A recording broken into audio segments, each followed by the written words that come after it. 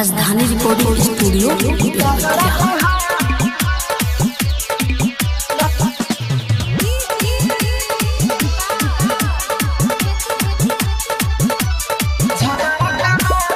आप सुन रहे हैं एजी एंटरटेनमेंट की धमाकेदार प्रस्तुति।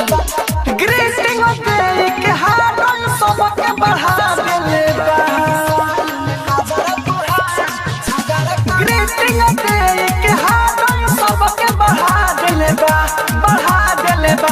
नया साल में काजरा तोहार झगड़ा करा देले बा, नया साल में काजरा तोहार झगड़ा करा देले बा।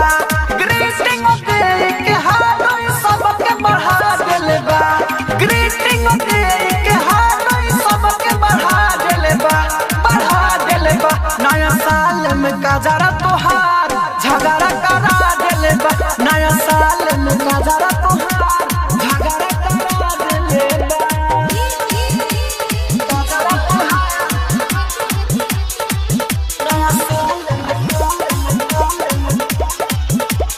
साल में काजरा तोहार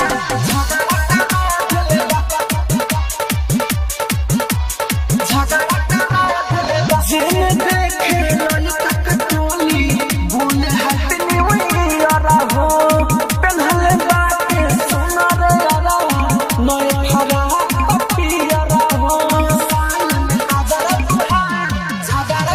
जिन देखे ललिता कटोली बोले हैप्पी न्यू ईयर हो, पेन्हल बाटे सोना रे यारा नया फरा पियर हो।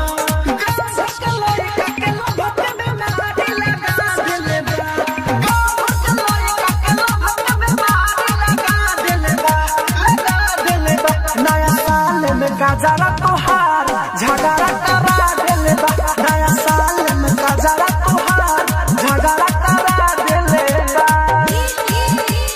काजरा तोहार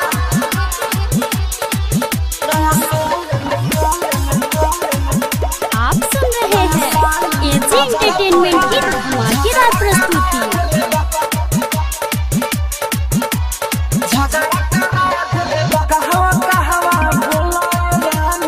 तोहर दिल लागल हो, केतना दीवाना बड़े सो तोहर पीछे पागल हो। कहवा बोला रानी तोहर दिलवा लागल हो, केतना बड़े सोना दीवाना तोहर पीछे पागल हो। धीरज धासु राहुल राजधानी के हरा देले बा,